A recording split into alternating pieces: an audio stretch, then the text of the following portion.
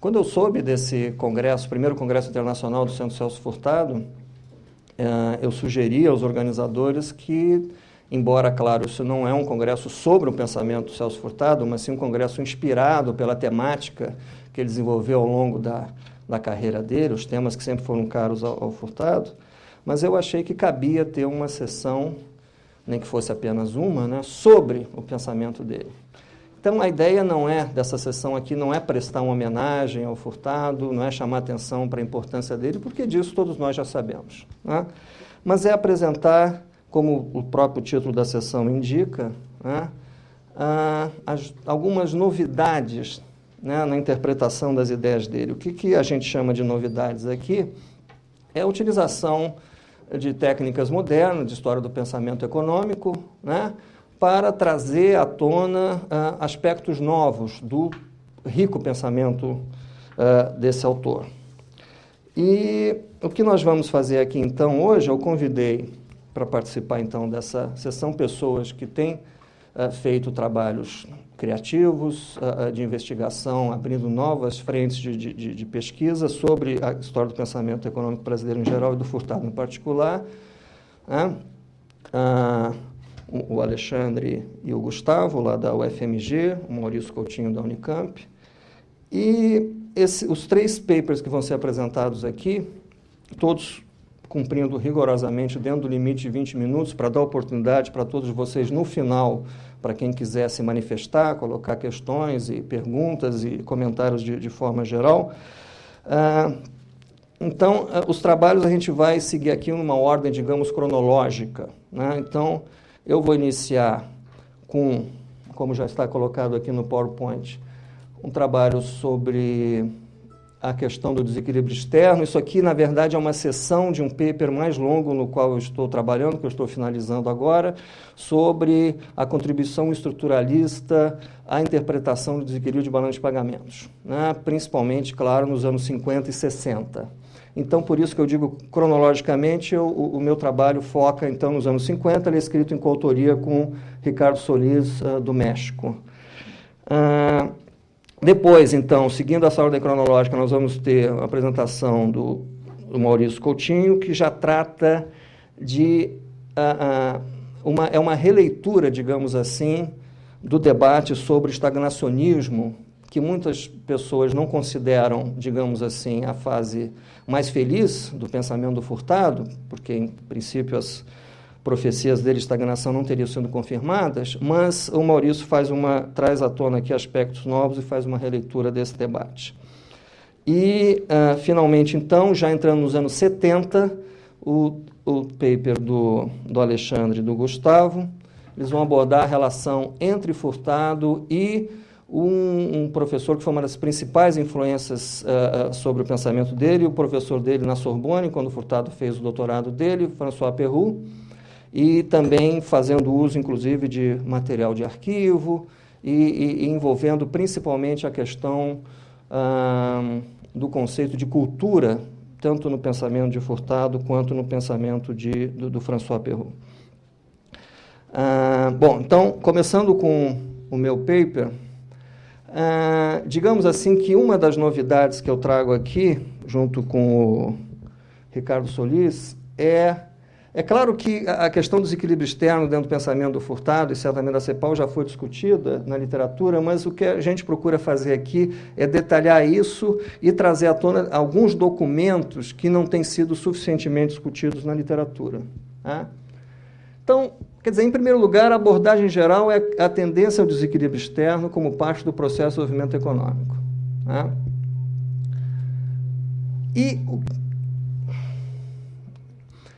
E o que eu quero chamar a atenção aqui logo de saída é a diferença entre a tese de Prebys-Singer, que é, digamos, talvez o aspecto mais debatido, mais conhecido, mais famoso dessa literatura, que é a tese sobre a deterioração dos termos de troca, né, e a distribuição desigual dos ganhos de comércio internacional.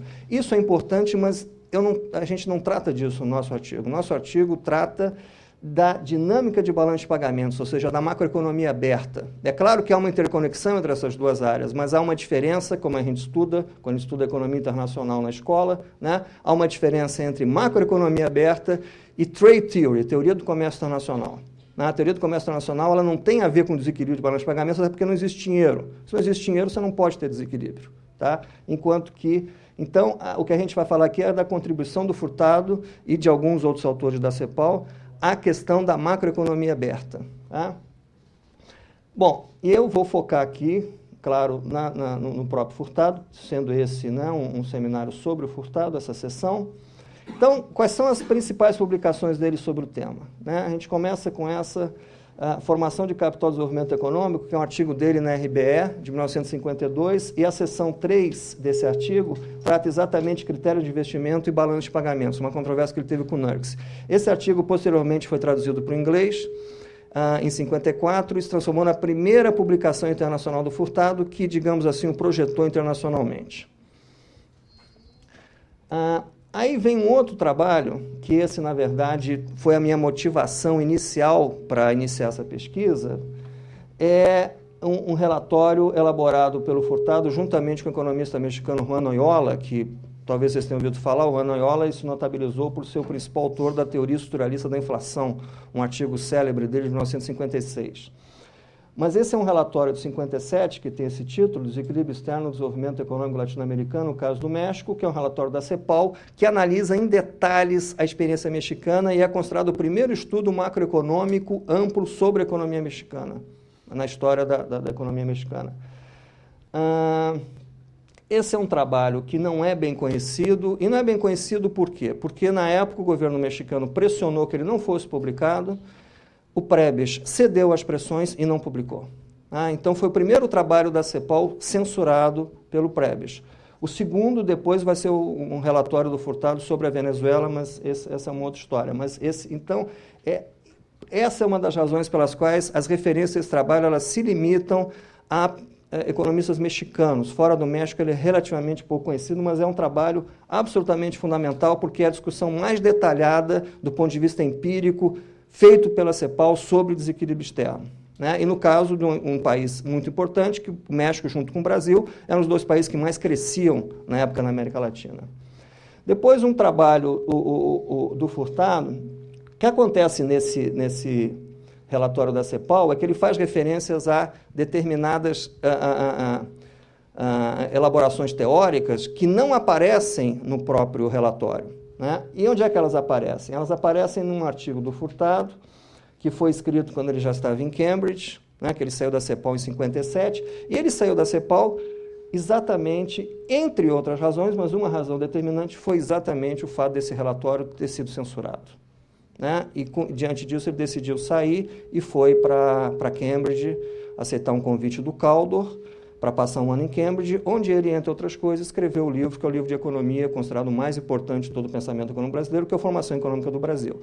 Mas, entre outras coisas, ele escreveu esse pequeno artigo, que foi publicado no Indian Journal of Economics, foi publicado no espanhol também no Trimestre Econômico, foi publicado em italiano, numa revista italiana de economia, que é o Desequilíbrio Externo nas Economias Subdesenvolvidas, que é a principal, digamos, publicação dele, juntamente com o capítulo 5 do livro dele, Desenvolvimento e Subdesenvolvimento, que juntamente com o FEB são as duas publicações mais importantes dele, que se chama, então, O Desequilíbrio Externo nas Estruturas Subdesenvolvidas. Né? Esse livro saiu em português em 1961, foi traduzido para o inglês em 64, também com uma boa repercussão na literatura, e a primeira versão foi escrita como um concurso para uma tese, foi escrito como uma tese para um concurso para professor na antiga Universidade do Brasil, atualmente o UFRJ, em 1959. Né? Esse concurso acabou não sendo realizado e, por causa disso, o Furtado jamais foi professor no Brasil. Ele só conseguiu se tornar professor na França, no exílio dele depois do golpe de 64, quando ele foi para a França, na Sorbonne. Como é que faz aqui? Não, aqui? No computador, né? Não. Onde é? É o microfone. tem que ficar afastado da caixa. Se for Tá. Botar para a direita que ele vai caminhando para frente. Ah, tá bom, obrigado, hein? Vocês têm razão, aí aumenta o tamanho da letra, né? Tá, então vamos em frente. Então, após essa introdução, vamos à segunda sessão. Fica mais perto da tela, que você fica longe da caixa. Tá. Então, aqui vem o que provavelmente foi a principal contribuição dele, analítica, que é o modelo de dois hiatos. Então, eu chamo essa sessão de modelo de dois hiatos em stato nascente. Tá? Então, o modelo de dois hiatos ele se tornou famoso nos anos 60, principalmente através de contribuições de economistas como Hollis Chenery, por exemplo, né? Com modelos matemáticos, econométricos bastante sofisticados. Depois o Hollis Chenery se tornou o principal economista, o economista-chefe do Banco Mundial, e o modelo de dois hiatos foi, digamos assim, a principal fonte para toda a política de alocação de recursos de empréstimos do Banco Mundial durante o período que o Chenery lá estava. Né? Agora, é conhecido na literatura em inglês internacional como two gap, né? A gente chama de dois hiatos, em espanhol eles chamam de dos brechas. Bom, então, dois hiatos, o que acontece? A abordagem dominante na época era a abordagem da absorção. Né? Essa abordagem da absorção diz que um déficit da balança comercial ele corresponde a um excesso de investimento interno. Então, situações de déficit, de equilíbrio externo, eles seriam associados a um excesso de demanda efetiva. Por isso que muitas vezes se dizia, o excesso de demanda agregada, se dizia que o desequilíbrio de balanceamento era consequência de inflação. E, na verdade, o Furtado vai inverter essa ordem de causalidade. Né? Então, o problema qual é? O problema, segundo o Furtado e a CEPAL, e por CEPAL aqui eu quero dizer o Prebisch e o Noyola, é que a restrição de demanda efetiva é a restrição da demanda efetiva externa e a transformação de poupança em investimento real através da importação de bens de capital. Né? Então, eles alteram o problema afirmando que a questão não é que o nível da demanda interna seja excessivo, mas sim que a sua composição... isso eles fazem...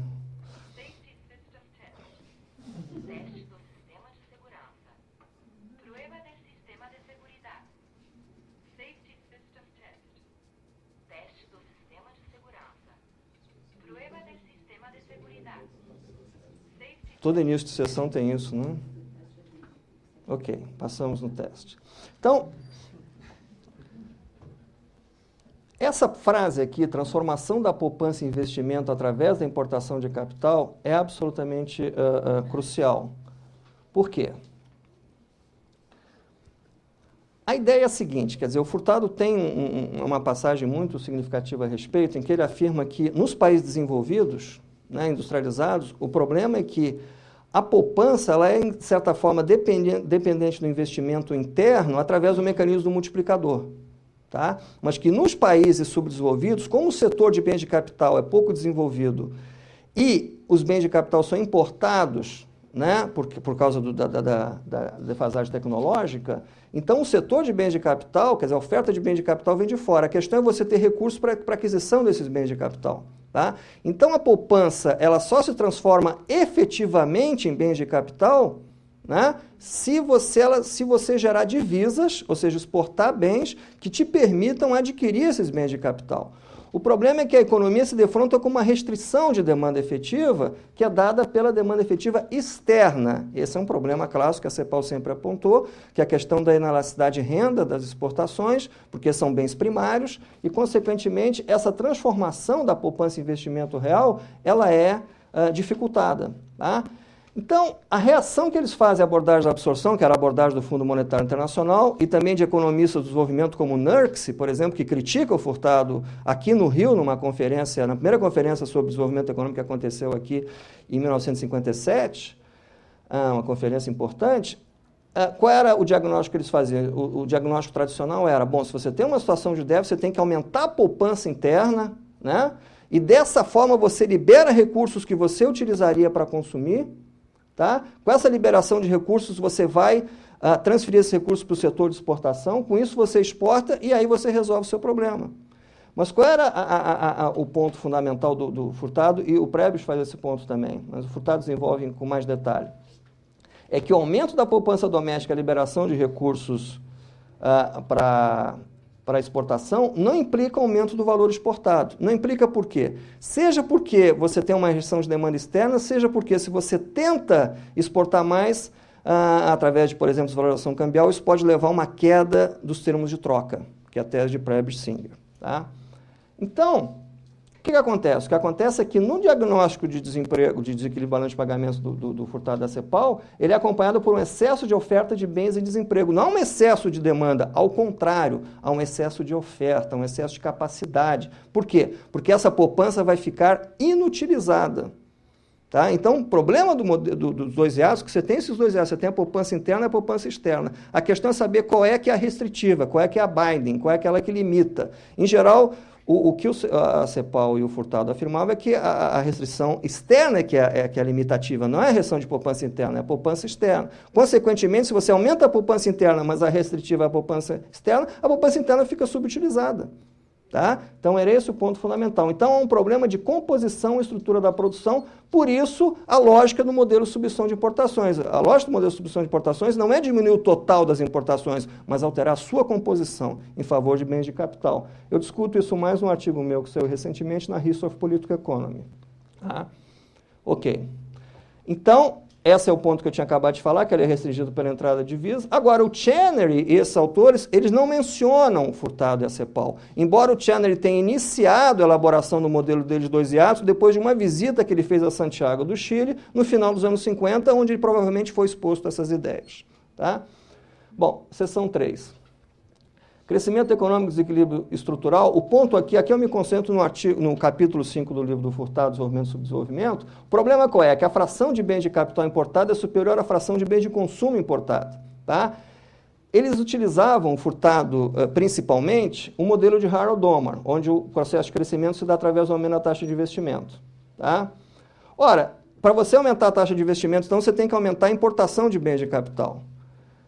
Mas isso implicava, então, que sempre que você aumentava a taxa de crescimento da economia, tá, as importações aumentavam numa proporção maior. Então, a elasticidade de renda das importações é maior que 1 e superior à elasticidade de renda das exportações. Tá? Então, consequentemente, a taxa de crescimento ela é restringida pela condição de equilíbrio de balanço de pagamentos. Né? Então, isso aqui, digamos assim, é uma confirmação do modelo de dois hiatos, mas visto do ponto de vista exatamente da sua dinâmica interna, através da aplicação do modelo de Harold-Domar a um processo de crescimento econômico numa economia aberta. Tá? E uma hipótese-chave é que você não tivesse investimento externo de longo prazo. Claro, se você tem investimento externo de longo prazo, aí você consegue flexibilizar essa restrição. Mas esse era o problema. Nesse período, a mobilidade dos capitais internacionais era muito, muito baixa. Tá?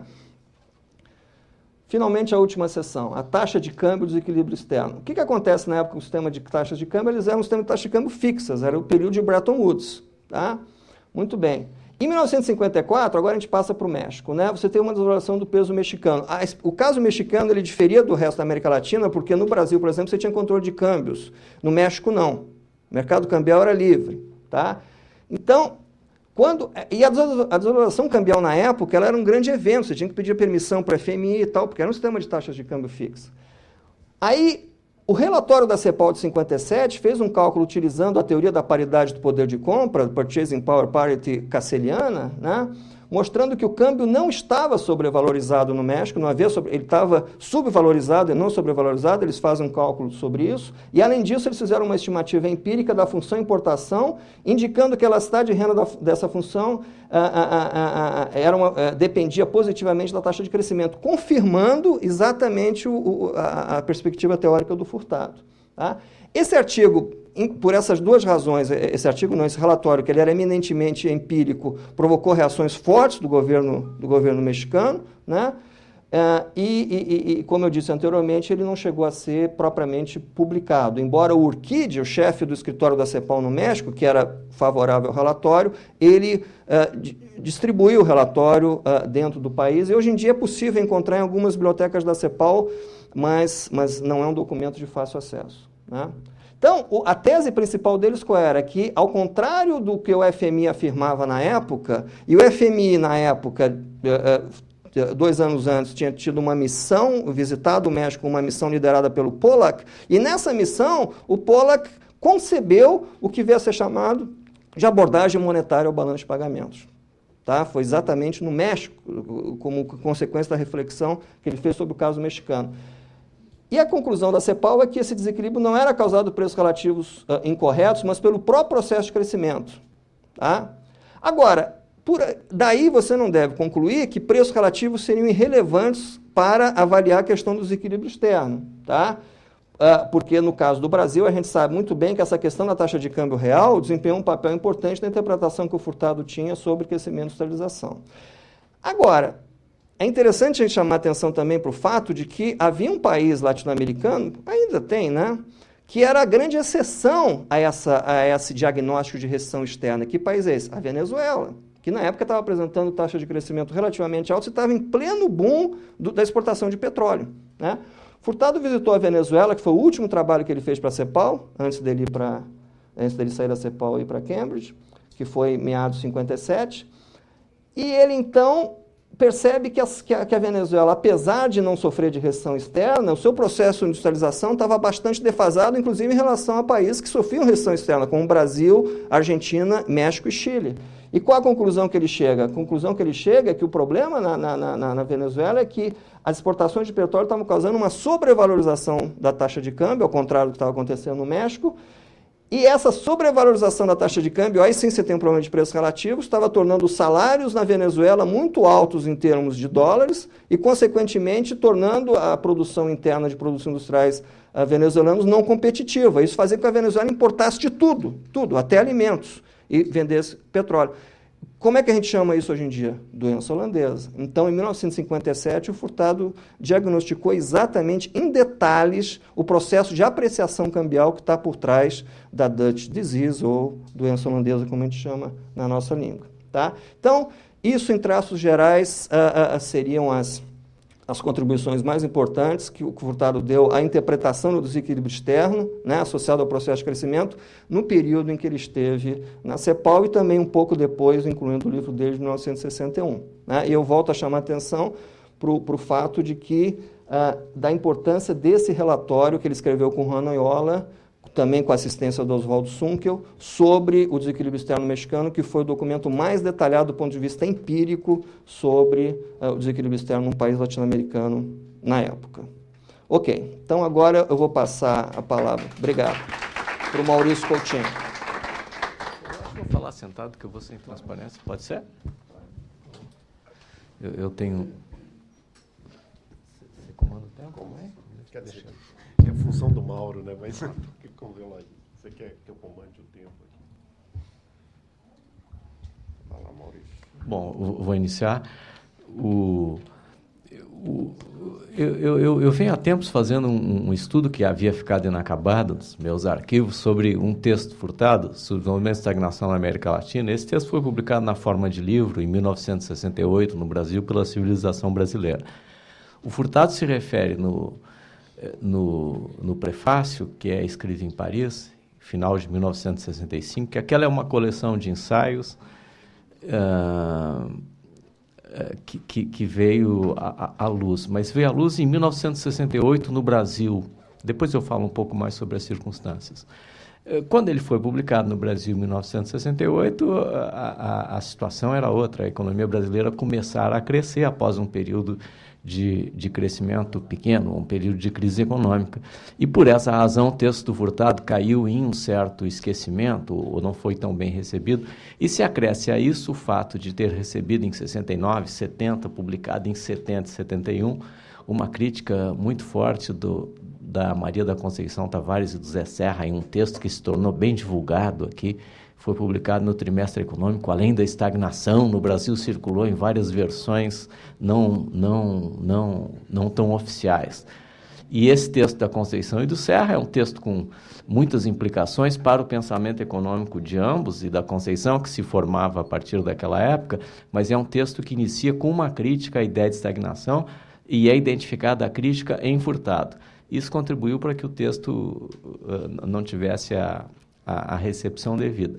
A minha interpretação não contrária à crítica, mas a minha interpretação é de que o texto mereceu um destino inglório, porque eu considero, em conjunto com Teoria Política do Desenvolvimento Econômico, dois dos textos monumentais do Furtado. E também é um texto que representa uma época, que é essa época que transcorre entre 1965, 1968 e 70, de intensa criatividade intelectual por parte de Furtado. Tanto é que ele redige tanto esse livro quanto Teoria Política do Desenvolvimento Econômico nessa mesma situação. E o meu estudo tem como objetivo fazer uma espécie de exposição sobre a obra. Aqui eu vou ser menos explícito nisso, eu faço uma recapitulação da obra. E propor também a ideia de que a tal de tendência à estagnação é uma espécie de corolário de um modelo econômico formulado no livro. Não obstante, os méritos vão além do corolário. As pessoas se detiveram no corolário da tese, falarei sobre isso, que é a tese estagnacionista, e o livro tem vários outros méritos. Quais são desses méritos os mais destacados? Primeiro, é um livro, e essa é uma época de desencanto por Furtado, mas é um livro fino na análise política, fino na análise política. Eu só vejo uma análise política por Furtado tão aberta e tão consistente nos relatos autobiográficos dele na trilogia, mas esses são textos muito posteriores, né? Então, esse é um texto fino na análise política. O Furtado, analista político, está no auge. Em segundo lugar, eu tenho a impressão que isso não foi reparado pelos críticos, representa uma retomada, porém uma reexposição do modelo básico modelo histórico estrutural de desenvolvimento econômico formulado pelo Furtado. Talvez o ponto de auge seja o livro Formação Econômica do Brasil. Pois bem, quem tem o modelo de formação econômica do Brasil na cabeça, esse livro representa uma transformação na exposição deste modelo. Eu vou falar disso rapidamente. E finalmente, esse livro representa uma explicitação do mergulho que Furtado realizara na literatura econômica internacional. A exposição do Mauro ressalta isso. O Furtado não pode ser lido em separado das discussões sobre o desenvolvimento econômico que se processavam durante toda a década dos 50, início da década dos 60. Em particular, para quem leu a biografia do Furtado, a autobiografia, o período dele em Cambridge, que é um período para nós luminoso, porque dá margem, ele escreve lá a Formação Econômica do Brasil, mas ele relata que ele passou envolvido em discussão de modelos de crescimento, particularmente no modelo do Caldor, que estava em efervescência na ocasião. Ou seja, a temática dele era modelo caldoriano e toda a década, ou um pouco mais, de discussão de modelos de crescimento. Pois bem, no texto sobre desenvolvimento e estagnação, mas não só, também teoria política de desenvolvimento econômico, eu vou rastrear isso um pouco mais. Ele utiliza fortemente algum tipo de exposição do acelerador, relação capital-produto, relação produto-capital. O acelerador é uma ideia econômica antiga que tinha voltado com toda a força após os modelos de Harold e particularmente do modelo de Domar. O Furtado pega a relação produto-capital diretamente do modelo de Domar. Ou seja, então ele introjeta esse elemento de análise econômica, a relação produto-capital, em seu modelo básico de desenvolvimento. E, finalmente, além da introdução da relação produto-capital, eu acho que, talvez como consequência da sua curta estadia nos Estados Unidos, mas isso merece uma pesquisa arquivística melhor, é uma possibilidade que eu levanto. Ele estava fortemente marcado por um tema novo, que era o das empresas multinacionais, empresas norte-americanas em escala planetária. Ele menciona no texto algumas referências, como Berle, as ideias sobre a organização das empresas de Berle Means, e particularmente ele faz uma referência meio perdida a Heimer. Heimer era um autor que estava em surgimento naquela época e foi uma grande fonte criativa, um pensamento heterodoxo sobre empresas multinacionais. O Furtado traz essa discussão para o interior do seu arcabouço básico de crescimento e modelo histórico-estrutural latino-americano. Muito bem. Rapidamente, relação produto-capital surge na obra de Furtado. Do que eu pesquiso, a primeira aparição dela na obra de Furtado, assinada por Furtado, é no texto que agora, aliás, de ser reeditado pelo Centro Celso Furtado, num texto difícil de se conseguir até então. Perspectivas da Economia Brasileira, um curso que ele proferiu em 1957 no BNDE, Isso foi publicado em livro em 1958, uma edição, se não me engano, do ISEB. Agora recebeu uma edição bem bonita. Ontem a Rosa estava mostrando essa edição. É um modelinho, um curso modelo de desenvolvimento econômico. No capítulo 6º, ele discute uma ideia, que é a ideia tradicional de modelos de crescimento, que é uma espécie de ideia de limites de crescimento que vem da identidade poupança e investimento das equações domarianas, que, no fundo, é uma identidade lógica da qual emerge como limite para a taxa de crescimento do produto a multiplicação, o produto da relação produto-capital pela taxa de poupança ou taxa de investimento. Sobre poupança e investimento eu falo mais. Então, o Furtado diz, mas isso os textos da CEPAL, se vocês pegarem um texto da CEPAL de 1955, Introdução à Técnica do Planejamento, textos de cursos que eles davam em toda a América Latina, a mesma coisa, o mesmo conteúdo, propensão a poupar vezes, ou taxa de investimento vezes relação produto-capital dá o limite do crescimento. E lá é dito, então, que nós temos um parâmetro tecnológico, eles denominam eficiência do capital, que é a relação produto-capital, e o outro, que é a taxa de poupança, que se converte em taxa de investimento, que é uma espécie de representante, ou denota a capacidade que a população tem, que aquela economia tem, de não consumir, poupar e, portanto, investir. São limites ao crescimento. O primeiro, claramente, uma relação estrutural, tecnológica, etc. Esse tema é extensamente trabalhado no Teoria Política do Desenvolvimento Econômico, que também contém uma exposição mais detalhada dos modelos de crescimento. Teoria Política do Desenvolvimento Econômico é um texto de 1967, 68. E vocês vão encontrar algum reflexo disso num texto posterior de Furtado, em que ele discute, então, o crescimento econômico brasileiro, que é a análise do modelo brasileiro, que, aliás, é um texto que está a merecer uma análise melhor. De modo que eu diria que a relação produto-capital é um elemento fundamental do pensamento furtadiano, nesse longo arco de tempo que vai de 1955, 57 a 1972, a análise do modelo brasileiro. Pois bem, eu disse que o desenvolvimento econômico na América, a estagnação na América Latina modifica a exposição básica do modelo de crescimento de Furtado. Ele lá faz uma reexposição do modelo primário exportador. Em que termos, para quem tem conexão com a versão disso do Formação Econômica do Brasil, por exemplo, se dá essa reexposição? Lá nós temos a economia dividida em 3 e não 2 setores, não é subsistência e exportação. São 3 setores, é a subsistência, setor exportador, pensem em café, ele tem o modelo do café na cabeça. Subsistência, café ou exportação, e setor produtor de investimento para a produção do café, ou seja, plantio do café. Diz ele, esse setor apresenta virtudes, ele está envolvido em um ambiente virtuoso. Qual é esse virtuosismo? O virtuosismo é o seguinte: apesar de a relação produto-capital declinar, portanto, a eficiência do capital declina, então ele cria uma novidade. Nós temos uma parte do capital que não requer poupança prévia. Plantio do café, uma espécie de poupança feita no cultivo. Portanto, nós temos uma relação produto-capital dupla, que é muito baixa se nós pensarmos em geral, e é muito alta se nós pensarmos no capital que requer poupança prévia.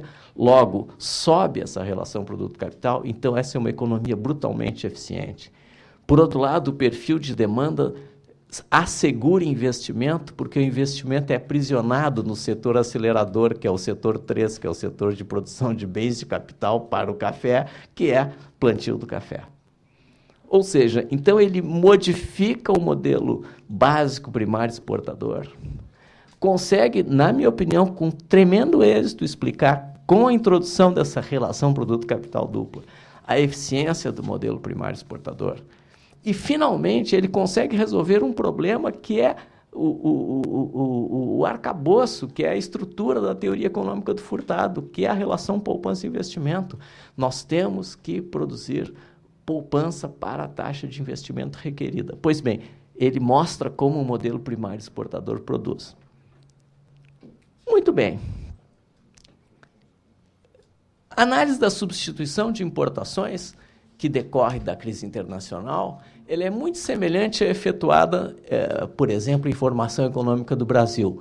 Só que tem uma diferença. Vocês lembram? A formação econômica do Brasil, ele diz, tem um choque e tal, e de repente muda a taxa cambial, a indústria interna fica protegida, o mercado interno está protegido para a indústria local, e há capacidade ociosa, portanto, pode crescer sem investimento, e isso explica a recuperação. Ok? 5 minutos. Isso agora, no subdesenvolvimento e estagnação na América Latina, se formula do seguinte modo: temos uma ocupação daquela capacidade ociosa, quer dizer, um crescimento da relação produto-capital. E isso explica um aumento da taxa de lucro e a recuperação das economias que efetuaram substituição de importações. Qual é o problema? Eu só vou assinalar. O problema é o seguinte: a relação produto-capital passa a ser uma variável. Não é mais um dado estrutural, ela está mudando. A dinâmica do modelo agora é explicada por essa mudança da relação produto-capital. Esse é um ponto de interrogação. Ele passa a discutir, então, as possibilidades de nós expandirmos essa economia, continuarmos o crescimento, o que depende de circunstâncias peculiares. O mercado interno ser grande, haver uma certa folga cambial que permita importar bens duráveis e, particularmente, bens de capital. Em havendo o que depende das exportações, um ciclo de maior sucesso nas exportações primárias, em havendo essas condições, ocorre a diversificação. Essa diversificação traz um problema, no entanto. Volta à tese heimeriana. Essa é uma indústria concentrada, e a tese frutadiana, a função de produção dele é de coeficientes fixos. E, portanto, essa é uma indústria grande, etc., etc. O que ocorre? O tamanho do nosso mercado é pequeno. Por que é pequeno? Porque os salários são restritos por excesso de oferta de mão de obra, o modelo clássico de Furtado.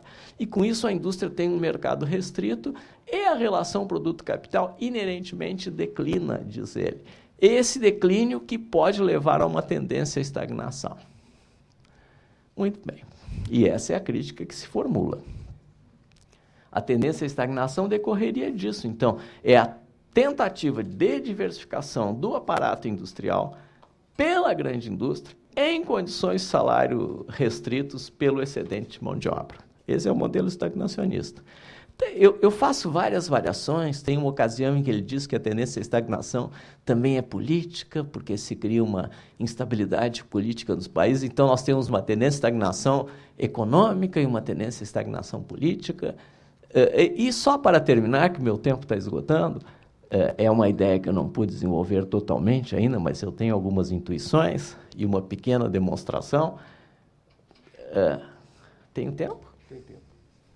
Tem mais uns 2, 3 minutos. Tá ok. Então, vamos lá. Na verdade, é o seguinte, como eu disse a vocês, haverá diversificação da indústria se o mercado interno for grande, tamanho de mercado for grande. Os salários são contidos sempre. E se as condições externas de importação forem relaxadas, ou se houver um manejo da taxa cambial, se nós pensarmos no Brasil, que favoreça a importação de certos bens, por exemplo, equipamentos. Pois bem, a crítica que lhe foi feita é a seguinte: mas a relação produto-capital pode declinar e aumenta tanto a produtividade do capital que, digamos, há uma margem de excedente suficiente para garantir a rentabilidade do capital, mesmo em condições de declínio da relação produto-capital, que é a crítica central da Conceição L. A minha observação é anterior, é a seguinte: se nós trabalharmos com preços relativos, várias hipóteses de mudança de preços relativos, não só em função de taxa de câmbio, como preços relativos dos produtos finais produzidos no mercado interno, finais, não só de bens de consumo final, mas os equipamentos produzidos, os bens intermediários produzidos, nós podemos ter efeitos sobre o numerador e sobre o denominador da relação produto-capital, que são medidos em termos de preços. Portanto, eu não vejo uma garantia, um automatismo de que tenha que declinar a relação produto-capital. Nós teríamos que depender de hipóteses bem estritas sobre preços relativos, as quais Furtado não desenvolve. Então, a minha pista para investigação, o que eu estou fazendo e vou fazer no futuro, é explorar um pouco mais o modelo nessa perspectiva de que talvez a relação produto-capital, nos termos do modelo de Furtado, não tenha que declinar, nós temos que trabalhar um pouco mais com imposto de preços relativos. Muito bem. Então, é um modelo. No entanto, o Furtado, como eu disse, logo ele atenua e diz que, na verdade, a estagnação decorre da instabilidade política, etc, etc. Ou seja, é um modelo aberto a várias interpretações. Como são os modelos históricos estruturais de Furtado? Não são prospectivos, eles não apontam para o que irá ocorrer. São interpretações sobre o desenvolvimento econômico latino-americano, abrindo um imenso leque de possibilidades. Algumas dessas possibilidades ele explora, outras não, teremos que explorar nós. Enfatizo o meu problema agora, que eu havia assinalado antes, e isso requer um estudo mais aprofundado da conexão com a literatura internacional sobre desenvolvimento econômico. Eu acho que nós tratarmos a relação produto-capital, que é um dado estrutural, como uma variável é problemático. Tenho a impressão de que é uma inovação do Furtado. E uma segunda inovação seria tratar a relação produto-capital setor a setor, como ele faz, tanto nesse livro, nesse texto, como em um outro texto, que é o texto que ele desenvolve, um modelo um pouquinho diferente, mas um modelo em que ele apresenta mais setores e mais versões da relação produto-capital. É um texto que ele faz, na mesma ocasião, com André Manesti, é uma modelização dos modelos de crescimento. Então, eu acho que esse eu penso que é até um problema, mas esse é um ponto a ser investigado. Qual é o preço que se paga e se é legítimo, qual é a conexão com a literatura internacional da transformação daquela relação produto-capital domariana em uma variável e, em se tratando de modelos multissetoriais, porque agora nós temos modelos multissetoriais, nós trabalharmos com relação produto-capital por setor, e entendermos que essas modificações dão a dinâmica do modelo. Mas esse é um ponto a ser investigado aqui para frente. E só para concluir, eu tenho a impressão que os leitores brasileiros da ocasião pegaram o corolário, que é a tese estagnacionista, foi mal lido aquele corolário, e o livro de Furtado não foi apreciado por essa razão. Eu acho que o corolário está mal lido, não está suficientemente interpretado. Mas como a nossa perspectiva é outra, não quero ver se Furtado estava certo ou errado, mas estamos preocupados com a formação do pensamento econômico de Furtado, são digressões em torno ou inspiradas por uma perspectiva de história do pensamento econômico, reconstruir o pensamento de Furtado. Para a reconstrução do pensamento econômico de Furtado, os livros dessa época, em particular sobre o desenvolvimento e estagnação, são pontos altíssimos na trajetória intelectual de Furtado e merecem leitura, revisão e consideração. Obrigado. Mas é isso. Obrigado. Hein?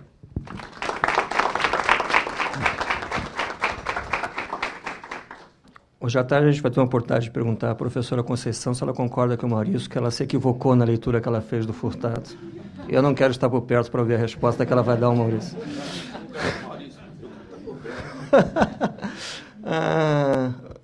Eu digo por consideração, Maurício.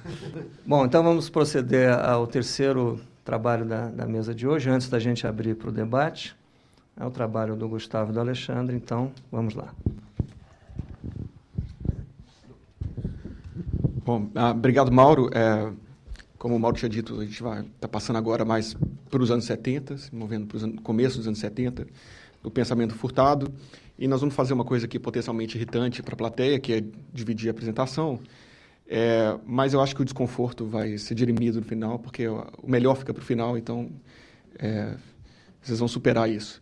É um texto que, apesar de ter sido já apresentado em um congresso, é um trabalho que ainda não está terminado, ele tem um título que está mudando assim, uma boa parte do trabalho, e atualmente é Desenvolvimento, Criatividade e Criação Coletiva, aproximações entre Celso Furtado e François Perrault, mas que é em si um prosseguimento de um outro trabalho que está correndo ainda paralelamente, esse um pouco mais, talvez, próximo do fim, que é uma tentativa minha e do Alexandre de fazer uma leitura do criatividade e dependência, o Alexandre entrando pelo lado da história do pensamento e eu pouco mais pelo lado do desenvolvimento econômico, que é mais a minha praia, ao contrário dos demais membros aqui da mesa, e que é um texto que está sendo recuperado, que é relativamente pouco citado, um livro do Furtado que é relativamente pouco citado, e que a minha impressão é que é relativamente ainda menos lido do que citado ao longo do tempo, que tem sido recuperado mais recentemente, provavelmente pelo termo cultura, que passa a aparecer, tem sido muito utilizado nos últimos 5, 6 anos, e que gerou uma curiosidade muito grande nossa, e a gente foi revisitar esse texto em outro lugar. E no final desse trabalho, o Alexandre recebeu um convite para participar de um congresso sobre vários autores, dentre eles o François Perrault. Isso acendeu várias luzinhas, porque ao longo da primeira parte do trabalho apareciam as citações da relação do Furtado com o Perrault, apareciam aqui e acolá. Os temas são muito semelhantes, as trajetórias dos dois autores têm coincidências muito impressionantes. Algumas delas empurram a gente, às vezes, a achar que tem mais coisas ali do que talvez tenham, e o trabalho de arquivo talvez vá ajudar a gente nesse sentido. Mas o que a gente está imaginando, tem pensado sobre criatividade e dependência, é que nesse período, no começo dos anos 70 e ao longo dos anos 70, acontece na trajetória do Furtado uma coisa parecida com o que aconteceu no final dos anos 50, começo dos anos 60, do ponto de vista do debate sobre desenvolvimento econômico, que é uma tentativa do Furtado bastante ambiciosa de empurrar um pouco os limites da teoria, particularmente das teorias clássicas do desenvolvimento econômico, no processo continuado de entender o que é subdesenvolvimento junto com o desenvolvimento. E, para fazer isso, nos anos 70, ele vai abrir bastantes horizontes, trazendo a discussão de criatividade, de cultura, para dentro do conceito dele de desenvolvimento e subdesenvolvimento. Então, esse é o pano de fundo mais geral, e o que é importante ressaltar aqui é que essa perspectiva do Furtado de sempre tentar iluminar a questão do subdesenvolvimento, mesmo que dentro de um processo mais geral, que é o processo de acumulação, de espraiamento da Revolução Industrial e assim por diante. O que a gente passou a fazer, então, foi entender o que é que o Perrault estava querendo dizer, qual que é a contribuição do François Perrault para a economia, e, curiosamente, a gente, no vício da casa, sempre foi apresentado ao Perrault pelo lado da economia regional, o que não é nada incomum, o que é muito interessante, por uma simples leitura uma lista de bibliografia do Perrault, vai mostrar que a parte estritamente de economia regional é proporcionalmente muito pequena, e, apesar disso, qualquer coletânea, os textos, os livros mais recentes sobre a teoria do desenvolvimento, na sua maioria, se não 100%, ignoram completamente o Perrault como autor dessa área, dentro da teoria do desenvolvimento, e se qualquer outra coletânea sobre economia regional, ciência regional, economia urbana, vai tratar o Perrault com muita atenção, particularmente pela ideia de polo de crescimento, polo de desenvolvimento.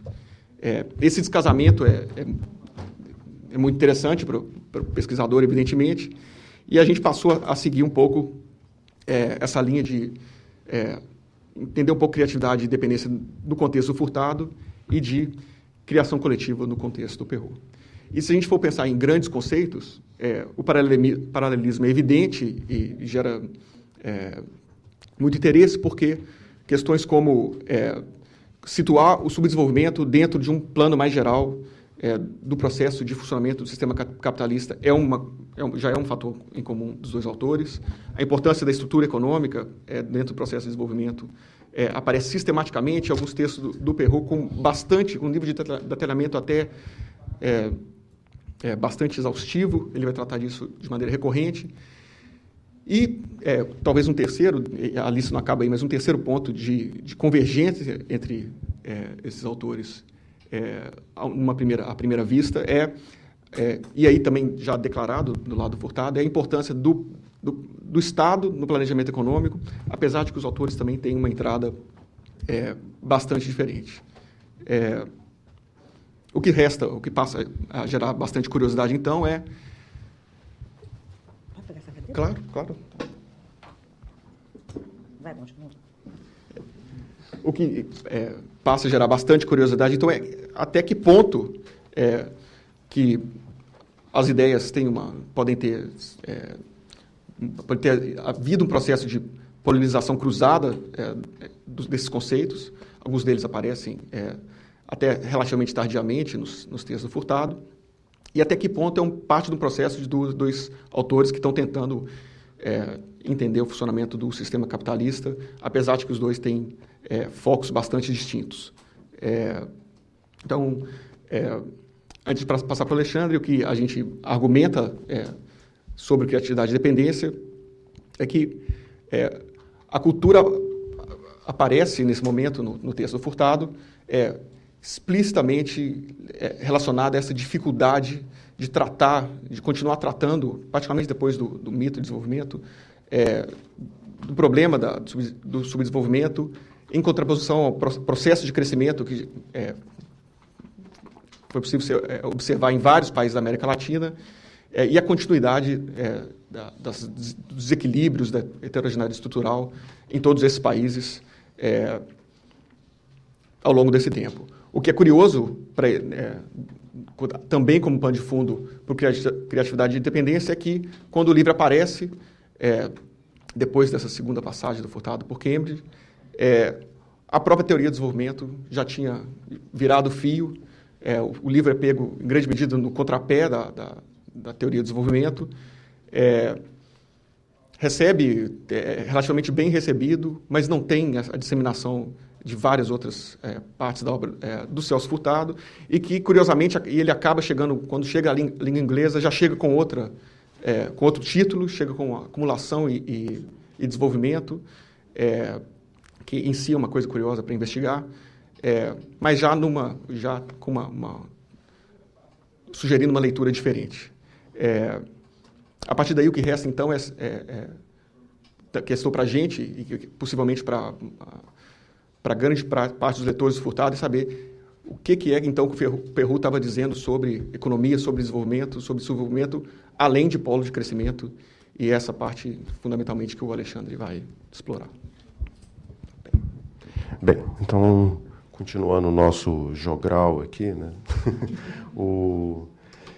Eu queria começar fazendo 3 considerações breves, que eu acho que ajudam a situar um pouco a nossa preocupação.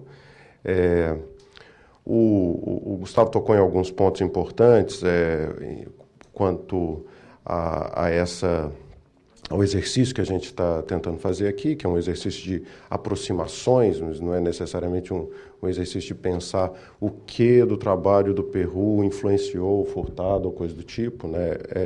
E eu acho que isso vai ficar mais claro com essas minhas considerações aqui.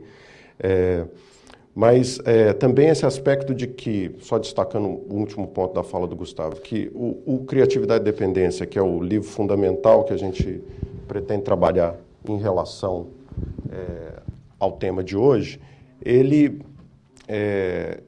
foi pego, ele aparece num momento da trajetória do Furtado que expressa de alguma forma também um desencanto dele com os caminhos que a teoria do desenvolvimento tomou, especialmente com a redução, ele usa essa expressão a certa altura, né?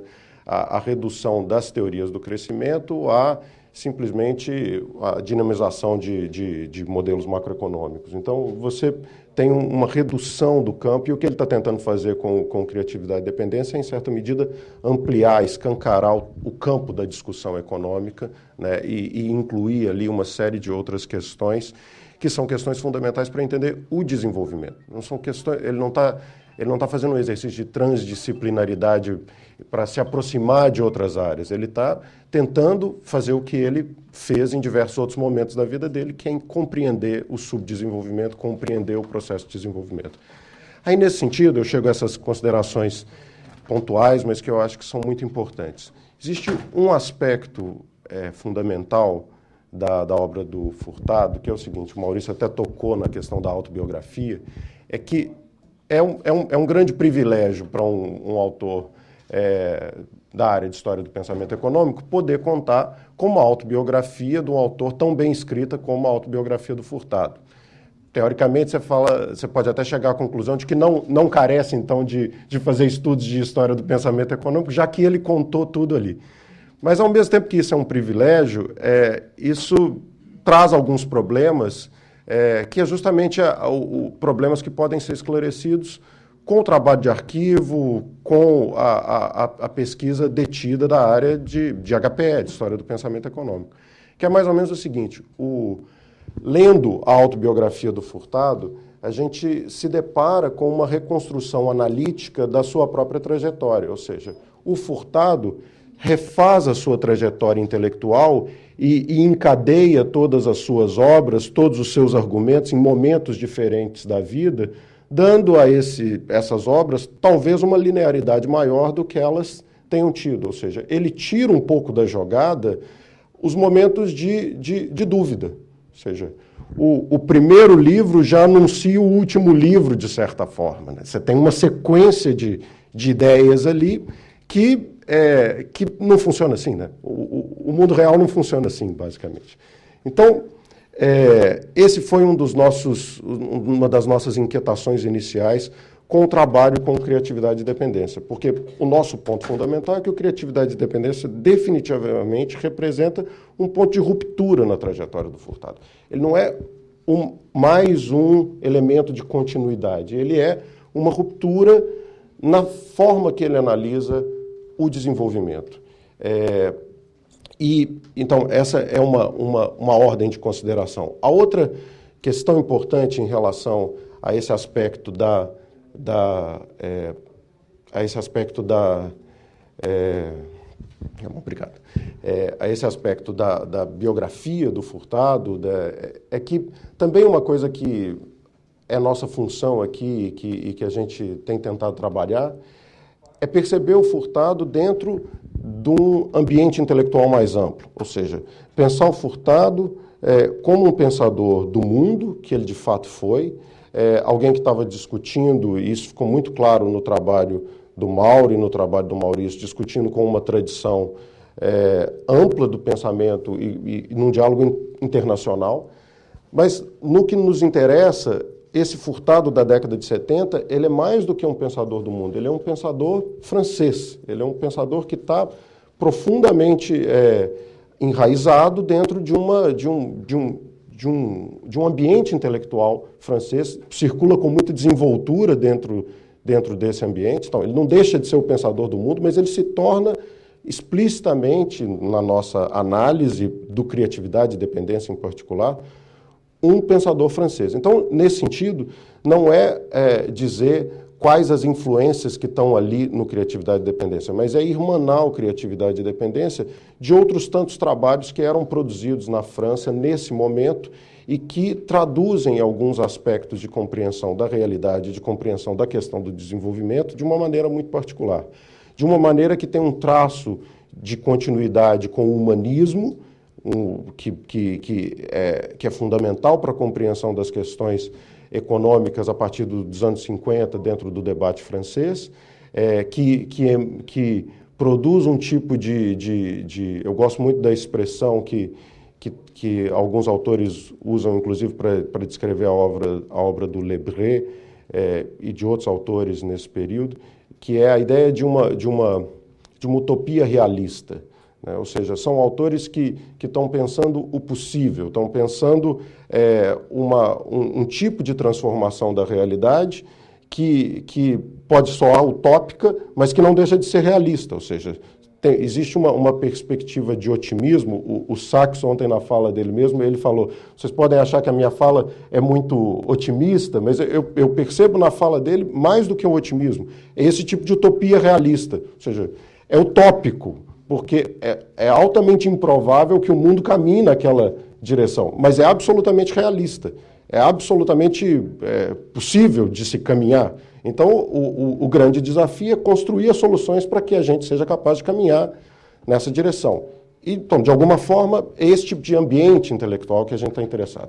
Bem, em termos dessas aproximações especificamente, falando um pouco do trabalho de arquivo que foi possível realizar a partir da obra do Perroux, especificamente, e que no futuro a gente pensa que também seria muito interessante conseguir fazer contrapartes desse tipo de estudo mais detido na documentação a partir dos documentos do Furtado, também no momento em que isso estiver disponível, e etc., ou tratado. Obviamente, isso é um processo longo. Os arquivos do Perroux começaram a ser abertos agora, né? Ele já faleceu há bastante tempo e agora os arquivos estão disponíveis num instituto fantástico na França que chama IMEC. E eu comecei a fazer um trabalho nesses arquivos e, basicamente, o que me interessa é o seguinte: nos interessa e começou a pesquisa por aí. Tem uma parte que é menos conhecida ainda da obra do Perroux, que é uma sequência de livros, que começa com o livro dele mais famoso, que é o Economia do Século XX, que é publicado em 1961, mas que daí segue em 3 ou 4 livros até um livro de 72 que chama Massa e Classe, no qual ele progressivamente vai tratando do tema da criação coletiva e do tema do desenvolvimento, especificamente como um processo fiel a uma tradição humanista de produção do homem pelo homem, de todo o homem e de todos os homens, como ele cita do Lebré. E sendo a criatividade a peça fundamental para esse processo de desenvolvimento. Isso tem uma ligação direta com os cursos que ele estava dando no Collège de France nesse momento, mas é meio que bruscamente interrompido a partir de um livro que é o Poder e Economia, de 73, no qual ele tira esse tipo de argumentação da jogada e nunca mais retorna a ela. A não ser num livro que ele publica bem mais tardiamente, que é o resultado de um trabalho dele numa conferência das Nações Unidas em Quito, que o Celso Furtado vai participar também, e que gera um livro que chama Por um Novo Desenvolvimento. Mas o que é interessante é o seguinte: nesse trabalho de arquivo, só contando uma coisa rápida, eu trabalhei com os manuscritos do Poder e Economia. E o Poder e Economia, o Perroux, ele corta no manuscrito original os títulos dos capítulos, toda a discussão em que ele usava a palavra homens.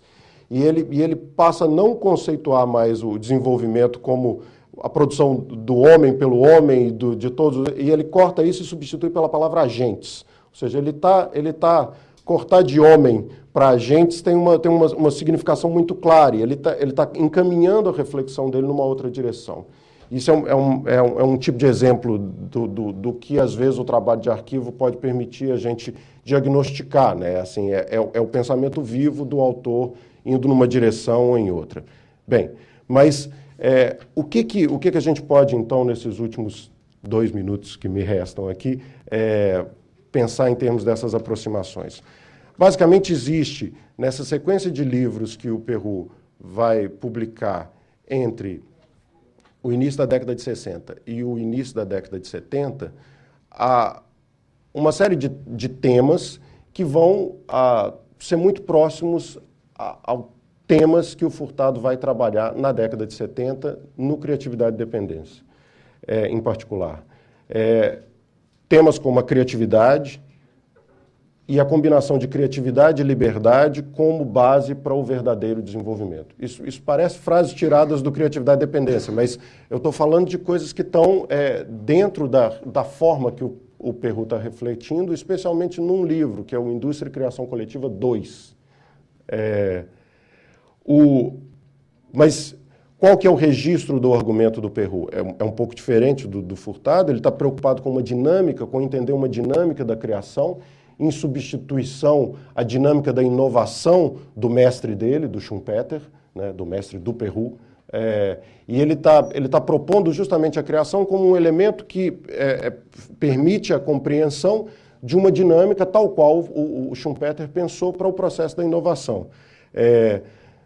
Mas num registro muito particular. A inovação é algo que se dá num registro reflexivo focado é mais individualista, e a criação, no registro que o Perrault está tentando tratar, é dentro de um registro de criação coletiva, ou seja, uma coisa mais ampla. Essa mesma criação coletiva, ela representa o oposto de um processo de alienação social, ou seja, o processo de construir a criação coletiva é um processo de romper com a alienação social. E ele vai tratar isso dentro dos termos de uma interpretação da civilização industrial, da sociedade industrial moderna. Sempre tratando num registro que é muito próprio desse pensamento francês da década de 60 e 70 também, que é exemplarmente representado pelas ideias do Henri Lefebvre, que é o registro das virtualidades, ou seja, ele trata o tempo todo do presente e do futuro possível, ou seja, ele trata dessas duas coisas. O Furtado, por sua vez, ele trata essencialmente da criatividade nesse livro, da criatividade como um quadro específico de valores, dos aspectos que constrangem essa criatividade social, mas da ruptura possível disso como chave para deflagrar um processo de verdadeiro desenvolvimento.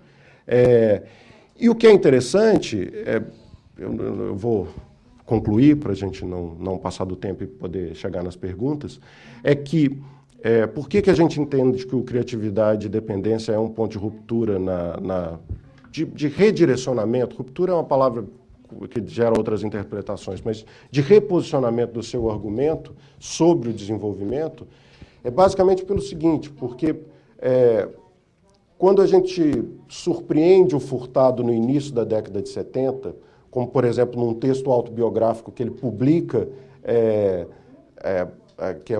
depois sai na autobiografia dele também, que é o Aventuras de um Economista Brasileiro, que foi publicado em 73 na Revista Ciências Sociais da Unesco, né? Ele não fala da cultura ali, da criatividade ali. Ele fala justamente da inquietação dele com o estreitamento do discurso econômico e se coloca como alguém que, dentro da atividade acadêmica, que ele exercia vivamente naquele momento, que está buscando novas respostas, que está pensando ativamente sobre como construir as respostas para esse impasse que a própria teoria do desenvolvimento vivia naquele momento. E ele, pouco tempo depois, vai aparecer com Criatividade e Dependência, que é uma obra fabulosa, né? Pouco tempo, alguns anos depois. Esse Criatividade e Dependência, aí eu concluo, ele, então, introduzindo essa questão da cultura, da criatividade social como um elemento-chave para compreender o desenvolvimento, faz com que ele, alguns anos depois, no Pequeno Introdução ao Desenvolvimento, que é um livro que ele publica em 1980, ele retome o argumento dele histórico do desenvolvimento e do subdesenvolvimento, mas colocando aí no meio a questão da cultura e refletindo de uma maneira teórica mais densa sobre a questão do desenvolvimento, mas já com essa nova roupagem que aparece pela primeira vez de uma maneira explícita no Criatividade e Dependência. Bem, mais ou menos isso. Muito obrigado.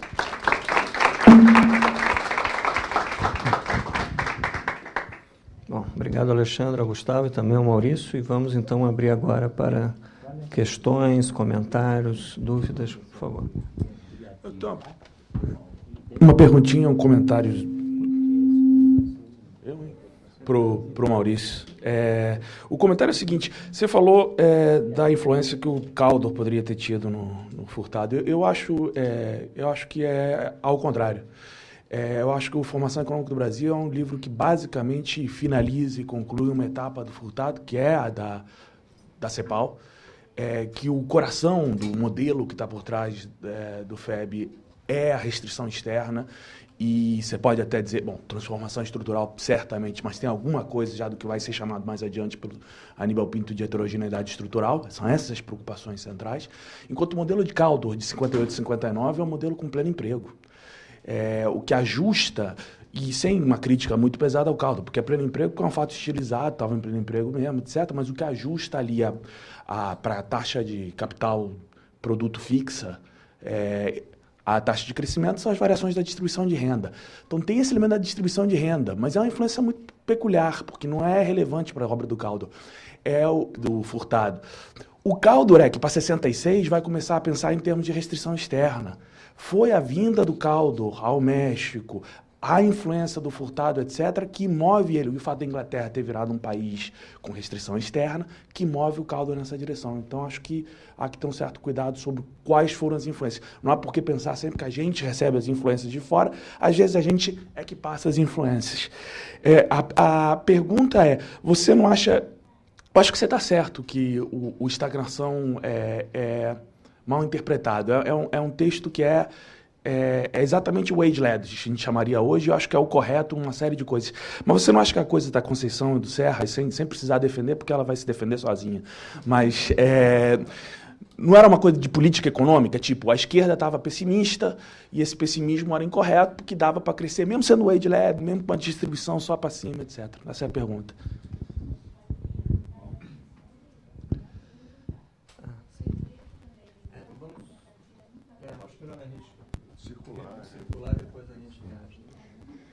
A minha pergunta vai ser ao Maurício, particularmente, que é o Fernando Nogueira da Costa, Unicamp. A minha pergunta é, por que o Furtado, em 67, na segunda metade dos anos 60, não trata do tema do financiamento? Em 1963, o Rangel, um pensador independente, cria aqui do BNDES, né? Já na inflação brasileira, já colocava o problema básico do desenvolvimento brasileiro naquele momento, era um problema de implantação plena do capitalismo financeiro. A Conceição Tavares escreveu notas sobre o problema do financiamento numa economia em desenvolvimento, no caso do Brasil, meados de 67.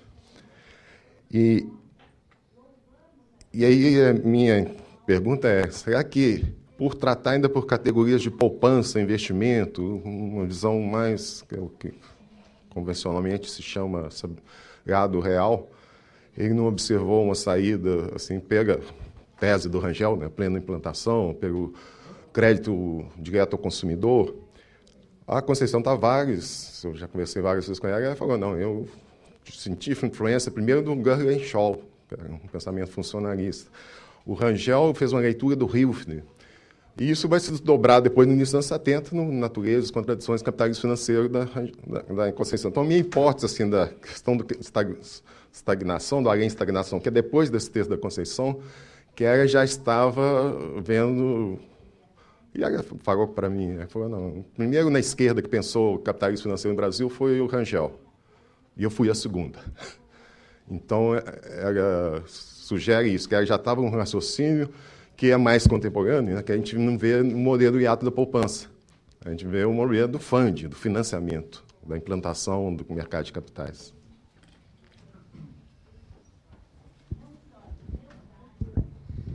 Bom dia, meu nome é Gabriel, eu queria fazer uma pergunta para o Alexandre e para o Gustavo. O Alexandre falou que o Furtado tinha uma inquietação sobre o estreitamento do pensamento, né, sobre desenvolvimento, principalmente em criatividade e dependência. Eu queria saber se vocês acham que o debate atual sobre o desenvolvimento sofre desse estreitamento, ou se a gente consegue contemplar, que até foi dito várias vezes no Congresso, o caráter multidimensional do desenvolvimento. Obrigado.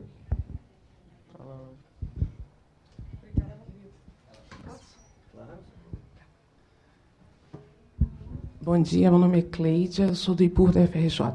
Eu vou pedir muito delicadamente a paciência de vocês, só para fazer uma pequena digressão, porque eu estou fazendo um trabalho em que eu pego justamente criatividade e dependência, cultura e desenvolvimento em época de crise, do Celso. E eu considero que esses trabalhos são uma ruptura dentro do pensamento do Celso Furtado. Eu ainda estou trabalhando em termos de hipótese. Mas, ao contrário de você, eu penso que ele efetivamente está abrindo para conversar com outras disciplinas, com outras áreas do pensamento. E aí eu sou radical no sentido etimológico da palavra, de ir às raízes, tanto da formação do Celso, quanto numa análise mais apropriada da cultura. E aí eu estou trabalhando com umas hipóteses e eu estou indo ao romantismo alemão. Eu sei que pode ser uma coisa um pouco radical, mas eu quero trabalhar com o conceito de formação. E aí eu lembro, por exemplo, na tese de doutorado do Celso, ele vai trabalhar com Brodel, ele vai trabalhar com Antônio Sérgio, que é um filósofo português, para entender a formação da cultura portuguesa, e ele retoma isso no ensaio de 84, que somos 7 teses sobre a cultura brasileira, em que ele retoma esse diálogo. Então, nesse sentido da formação alemã, do conceito de formação, ou seja, é quando ele faz uma crítica reflexiva sobre o que ele havia trabalhado até então, e aí ele vai buscar na cultura maiores referências para explicar esse processo. E, a partir daí, ele começa, efetivamente, a publicar textos e livros, e depois, obviamente, ele vai assumir o Ministério da Cultura. Então, eu vejo realmente uma trajetória nesse sentido. Eu ainda não tenho muitas certezas, é apenas algum feeling. E eu queria trocar isso com você. Eu acho que, efetivamente, ele está abrindo no sentido de refletir sobre o seu pensamento e avançar nesse diálogo e buscar, no processo cultural brasileiro, na formação da sociedade brasileira, explicações que até então, do ponto de vista econômico, estritamente econômico, e essa não é a minha intenção, trabalhar com os textos mais econômicos dele, mas justamente essa fase em que ele se abre para entender a sociedade brasileira e a cultura aí é chave. Obrigada.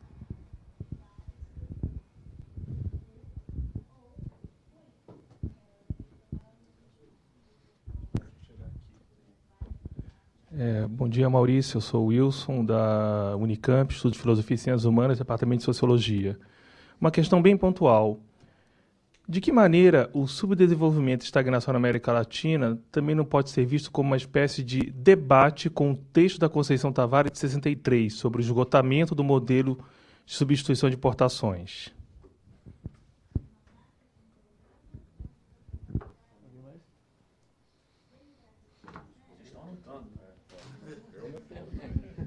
Você quer fazer alguma...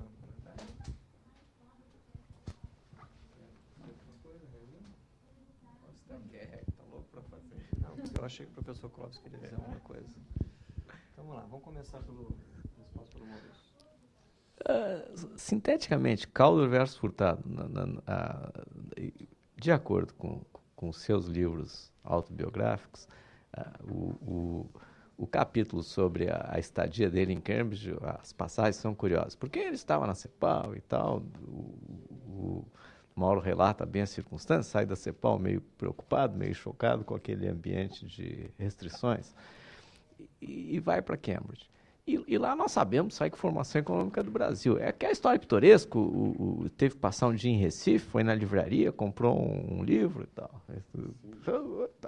Sim. Sai com formação econômica do Brasil, que é uma obra tão bem estruturada, deve ter sido muito trabalhosa. Então, mas ele passa os dias, de acordo com o que ele relata, discutindo seminários. O tema principal era o modelo de Caldor. O modelo de Caldor não influenciou. Ele passa na discussão dos seminários e, aparentemente, passa incólume por aquilo, tanto que redige Formação Econômica do Brasil. Muito bem. Então, eu vejo... E Caldor depois tem essa trajetória que foi relatada pelo Matias. Ok. Eu vejo isso de outro modo e procuro ver estou me dirigindo para tentar esclarecer o seguinte. Eu tenho a impressão que ele parte de uma equação básica de identidade domariana que redunda em uma espécie de não versão empobrecida, mas versão operacional nos exercícios da CEPAL para o crescimento econômico. Como calcular a taxa de crescimento. Então, essa é uma ocasião em que eles estão fazendo também levantamento de contas nacionais, as primeiras tentativas nos países, e ensinando os técnicos a fazerem tanto as contas nacionais quanto exercícios de crescimento. E chega à equação básica, relacionando propensão a poupar com relação produto-capital. Ok. introjeta isso posteriormente, isso é posterior, isso é década de 60, portanto, não exerceu influência nenhuma em Formação Econômica do Brasil. Por que razão? Porque a Formação Econômica do Brasil é um livro de crescimento. A Formação Econômica do Brasil, simplificando, é multiplicador mais restrições externas. É o modelo dele. Ok, mas ele diz isso. Ele diz isso. Depois ele introjeta a temática do Mariana, adaptada às circunstâncias latino-americanas, para discutir limites e potencialidades de crescimento. Um terceiro passo, e é esse passo eu tenho que investigar mais, é a decomposição da relação produto-capital, saindo fora do ambiente do Mariano e transformando numa variável e uma variável setorial. Então, essa é a trajetória de Furtado para chegar ao modelo estagnacionista. Pronto. Influência de Kaldor, muito pouca, mesmo porque a ideia dele sobre distribuição de renda é pré-caldoriana e, obviamente, não tem nada a ver com a preocupação de Kaldor. Ok, o modelo dele é um modelo antigo, início dos anos 50, de oferta ilimitada de mão de obra e tal, e isso informa a visão dele sobre distribuição de renda. Ok. Não sei se foi a resposta, mas é isso. Eu vou evitar, a pergunta do Fernando me levaria a considerar um pouco o texto da Conceição. Eu nem vim preparado para isso, nem reli o texto dela. Mas ela está se preparando. Pois é. Mas eu acho que eu concordo com você. É um texto em que se discute não só o financiamento, como eu acho que aquele texto é a abertura de uma agenda de pesquisas a ser perseguida nos 10 anos subsequentes e é valiosíssimo por essa razão. Ponto final. Quer dizer, é um texto totalmente independente nesse sentido. E de fato, a crítica aos modelos estagnacionistas é circunstancial, é um ponto de referência, não é o cerne do texto e portanto, não vou discutir. Mas o que eu quero apontar a você é o seguinte: eu procuraria ver o modo como Furtado introjeta essa temática do financiamento na sua reflexão. Não temos nada disso em Subdesenvolvimento e Estagnação, nada, zero. Porém, temos uma reflexão sobre isso e ao modo de Furtado, quer dizer, bem peculiar, em um texto que merece melhor análise, que é a análise do modelo brasileiro, 72. Tá ok? Então, eu responderia com 72. Eu acho que a resposta de Furtado a esse tema, que eu concordo, é um tema mais ou menos... A abordagem dele não é uma abordagem... não é uma abordagem rangeliana. Ok? É diferente. Mas a resposta dele, se alguma, e eu acho que é de 72, análise do modelo brasileiro. E finalmente, só para concluir, se ele não está em discussão com o texto da Conceição de 63, você me apertou, viu? Eu acho que não, mas eu não vou ser, eu não serei taxativo. Acho que não. Não serei taxativo. Eu acho que é o modelo estrutural dele, reformulado nos termos em que eu anunciei. O meu texto eu desenvolvo um pouco melhor isso. Bom, o Fernando fez uma observação sobre a questão da dimensão financeira, né? A minha impressão, quer dizer, fazendo uma espécie de HPE do estruturalismo brasileiro, né, que tanto o Rangel e principalmente a Conceição, uma motivação importante deles foi preencher o que eles percebiam como uma certa lacuna no pensamento, que era exatamente essa dimensão financeira. E que, para o Furtado, moeda era uma espécie de véu, né? Esse termo é usado na discussão da teoria estruturalista da inflação. A gente tem que ir a inflação com volume real, não com volume monetário. Isso se refletia em parte também na análise que ele fazia das restrições externas, inclusive porque a abordagem dominante, a abordagem monetária, a balança de pagamentos, que estava se tornando dominante na época, como o próprio nome diz, ela priorizava exatamente essa dimensão monetária, né? Então, de fato, naquela época, no período que eu analisei, isso era um aspecto relativamente secundário, né? Essa questão do Kaldor, eu acho interessante notar que no desenvolvimento e subdesenvolvimento, no capítulo 4, eu acho, um capítulo que antecede o capítulo sobre gestão externa, ele se refere ao modelo do Caldor, né? Ao modelo do Caldor de a relação entre crescimento e distribuição, o modelo de Cambridge de crescimento. E ele utiliza o modelo do Caldor como forma de analisar principalmente as mudanças na questão da distribuição da renda no processo da Revolução Industrial na Inglaterra e como a oferta de mão de obra deixa de ser perfeitamente elástica, passa a ser relativamente inelástica. Com isso, os trabalhadores começam a se apropriar de parte do processo de progresso técnico, a parcela salarial na renda começa a subir. Então, eu acho que de certa forma, está presente ali, né? E agora o FEB, claro, que é de 59, mas a gente nunca pode esquecer que a estrutura, a espinha dorsal do livro já tinha sido escrita e publicada em 54, né? A Economia Brasileira, que foi um livro que ele publicou com recursos próprios, né? Ele pagou, a Rosa pode me corrigir se eu estiver errado, mas se eu me recordo bem na autobiografia dele, ele teve que né? E foi um livro que causou problemas para ele na CEPAL também, porque na época eles eram contrários a publicar livros, obras com assinatura de técnicos da instituição. Então, mas claro que ali está a espinha dorsal do argumento, né? Está na economia brasileira, embora não tenha a pujança, a força do FEB, que vai ter posteriormente, né? Tá, deixa eu passar então para o Alexandre. Bem, respondendo então rapidamente também a pergunta da Cleide, né?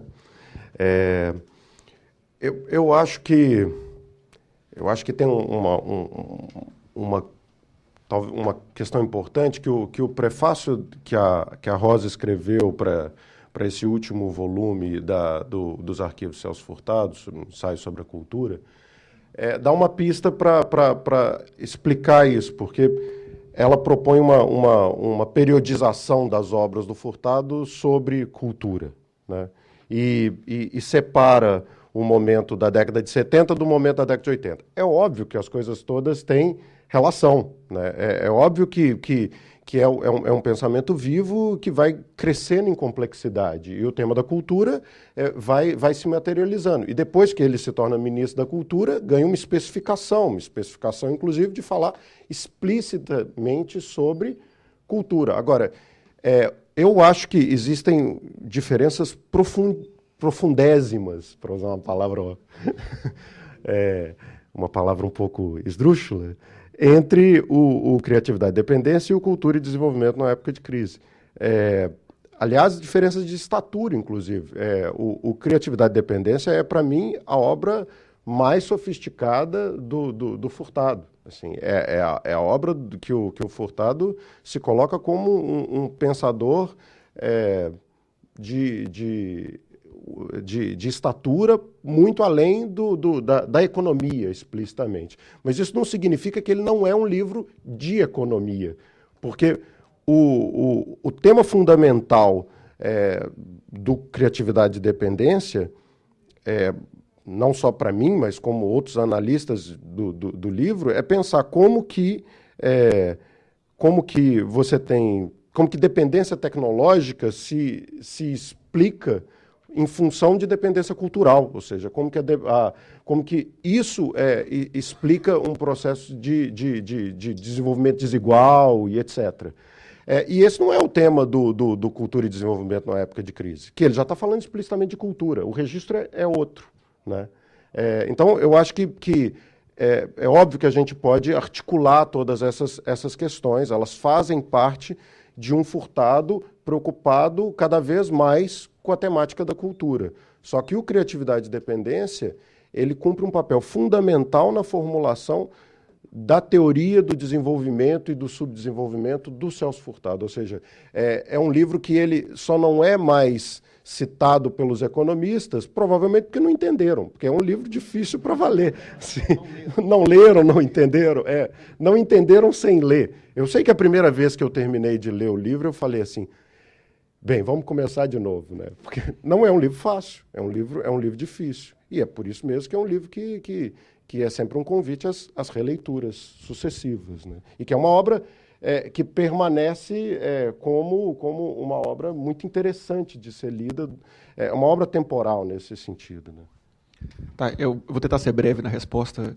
O problema da teoria do desenvolvimento, da economia do desenvolvimento, do debate sobre desenvolvimento, é que como quase tudo pode ser encaixado como, pelo menos as pessoas tentam encaixar como um debate de desenvolvimento, pode argumentar que é pobre de qualquer lado. As discussões vão para lados inacreditáveis.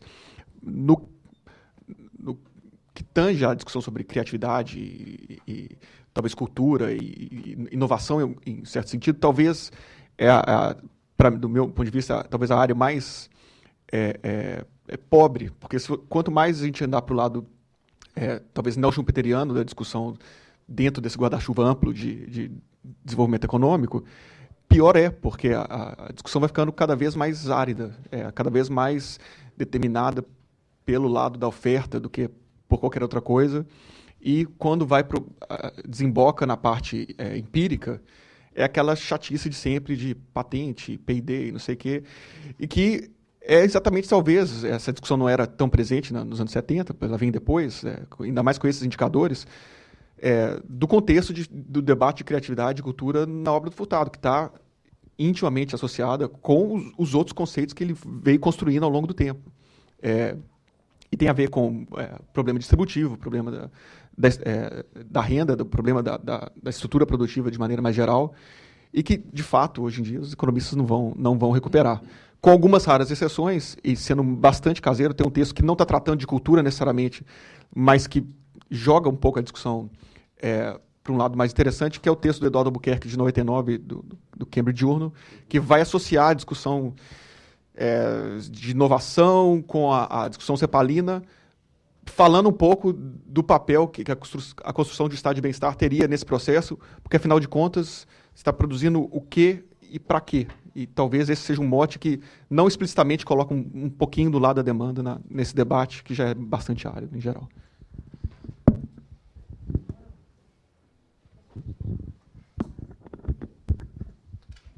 Eu não estou nem na mesa, nem na plateia, eu estou na organização do seminário, mas, enfim, rapidamente, duas coisinhas. Só um esclarecimento sobre o título do livro em inglês. Fui eu que dei o título. Não, mas foi por uma razão muito simples. Celso, na hora que saiu o título, que a editora inglesa achou o título para colocar, literalmente achou ruim, por conta do dependência, que poderia fazer lembrar a teoria da dependência do Fernando Henrique Cardoso. Bom, Celso estava em Moscou, nesse momento, ligação péssima de Paris para Moscou, era muito difícil. E aí, finalmente, eu consegui falar com ele, a editora inglesa, querendo saber como é que não era o título. Eu consegui, depois de uns 3 ou 4 dias, consegui falar com o Celso em Moscou. E comentei, eu digo, afinal, foi o primeiro livro do Celso que eu li nas provas, foi esse livro. Eu conhecia Celso há 1 ano e pouco, por aí. Conheci Celso em 77. E aí, falei com ele, eu digo, seu livro, afinal, é sobre acumulação. Aí ele falou assim, então, por que não acumulação? Eu digo, development, why not? Então, a gente brincou. Então, acumulação e dependência? Não, dependência e acumulação. Ele falou assim, resolve com a editora, que se tiver resolvido, está resolvido. Então, eu resolvi com a editora, então o título é meu, não é? Não tem nenhuma, não busque nada além do que isso, porque parou por aí, tá bom. Segundo assunto, Fernando, me dá vontade quase de dizer, na hora que você pergunta por que a Maria diz que ela foi a primeira a tratar do assunto de capitalismo financeiro e o Rangel depois no Brasil, me dá vontade de responder numa butada, porque eles estavam no Brasil, exatamente por isso. E Celso estava na França, em 67, tendo que tratar de milhares de outras coisas, do início de exílio, que a vida não era mole. Mas não é isso, eu acho que Celso... E aí eu concordo com o Maurício, eu acho que se houve alguma resposta de Celso àquele artigo da Maria, no análise do modelo. Mas Celso nunca foi de responder, mas, inclusive, eu acho que a gente esquece um pouco, quer dizer, anos 60, final dos anos 60, já na França, gente, vocês não têm ideia, a gente pensa na França e tal, vocês não têm ideia, eu quero chegar a uma correspondência, quer dizer, a Maria, nessa época, estava no Chile, Celso na França, e-mail nem pensar, fax nem pensar, nada disso. De vez em quando chegava uma carta do SUM, que eu era um alívio, chegava uma carta do Alain Touraine, estou chegando do Chile, vou ao Chile, aí trouxe um livro para você, aí chegava o SUM, que ele ia passar pela Suécia, aí, bom, daqui a um mês, uma filha do SUM, que eu passava por Paris, aí vinha lá o livro, provavelmente não vinha o da Marinha, vinha o do Serra. Bom, era muito difícil essa correspondência, quer dizer... Não, ela não mandou e-mail. Então, quer dizer, vocês não têm ideia, quer dizer, era muito difícil. O Celso, eu tenho a impressão que foi ler este artigo da Maria, que eu tenho a versão original mimeografada lá em casa, eu tenho a impressão que ele só foi ler uma vez lá para 72, quando ele veio ao Brasil. Quer dizer, não tinha nem o que responder, porque ele não tinha lido, entendeu? Não havia. Uma vez eu me lembro que o Oscar Soberon, que era do Siglo XXI, que era o editor do Siglo XXI, leu esse artigo primeiro, nós encontramos com ele em Paris, e ele disse, mas, Celso, você não vai responder a Maria de la Concepción? E ele disse, mas, Oscar, eu não li, eu não sei do que se trata. Aí ele soube um resumo pelo Oscar do México. Quer dizer, eu acho que a gente tem sempre que pensar nessa época, eu sou igualzinho, eu penso mal ou bem com as categorias de hoje, mas não dá, a gente tem que pensar que era muito difícil essa vida de exílio, não era fácil. Então, eu acho que, eu concordo com o Maurício, eu acho que, de fato, se vem alguma resposta, que eu acho muito pouco provável que tenha vindo, porque o Celso não era de responder mesmo.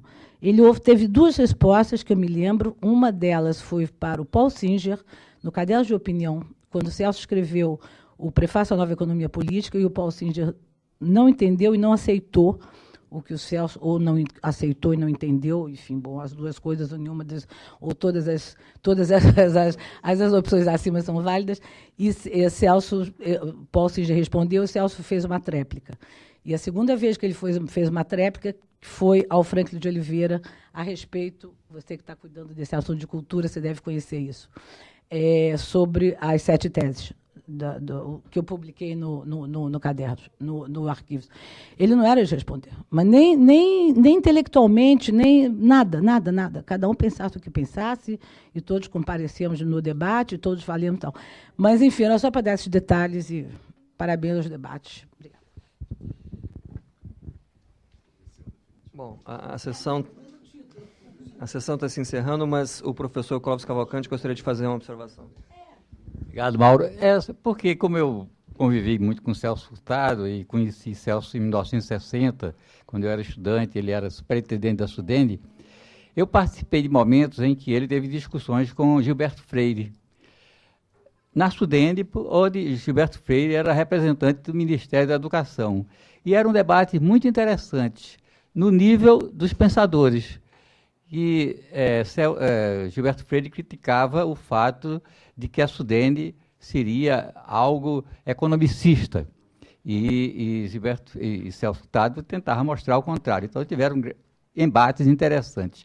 Mas, em dezembro de 83, eu participei de um jantar no Recife com Gilberto Freire, Celso Furtado, e 2 amigos meus economistas, e eu na casa de um deles, Dirceu Pessoa, que era o secretário executivo do Ministério da Reforma Agrária e que morreu junto com Marcos Freire naquele acidente nebuloso de 1987.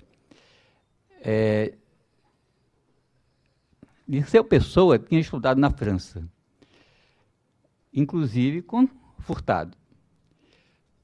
Organizou um debate, convidou Furtado para fazer umas palestras, ele foi, e à noite deu um jantar na casa dele. Estava ainda o outro economista, Leonardo Guimarães, que é sócio de Tânia Bacelar, na CEPLAN, o escritório que eles têm de consultoria.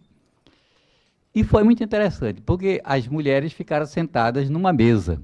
A minha mulher, a mulher de Gilberto Freire, Madalena Freire, e a dona da casa e a mulher de Leonardo Guimarães.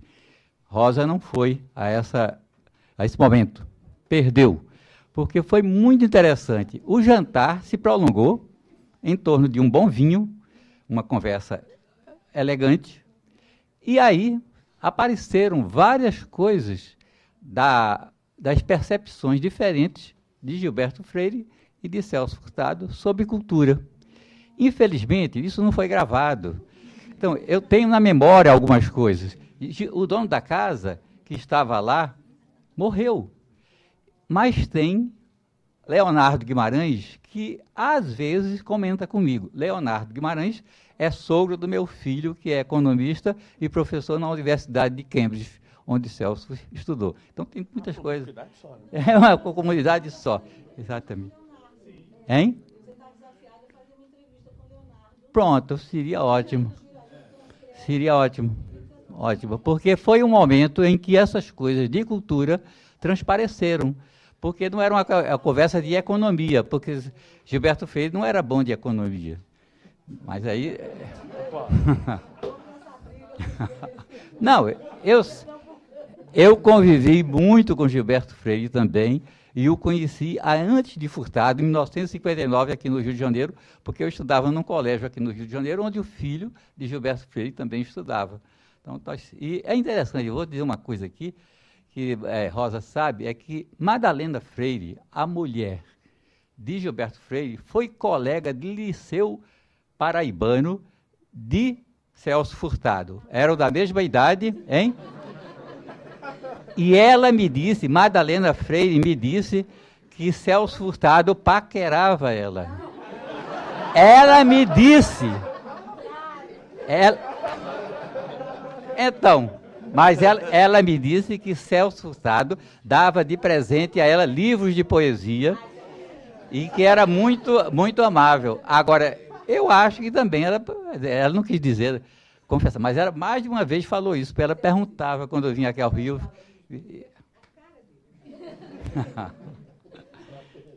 Bom, era isso que eu queria dizer, porque, de fato, isso tem muito a ver com todas as coisas aqui. Evidentemente, não muda nada, nem enriquece do ponto de vista do elevado debate das posições que nós tivemos aqui. Aguardamos a entrevista. O livro de poesia lá da biblioteca do Gilberto, agora me falou. Bom, então a sessão que já se pronunciava interessante acabou revelando novas informações sobre Furtado que nós não conhecemos. E agradeço a todos por terem participado.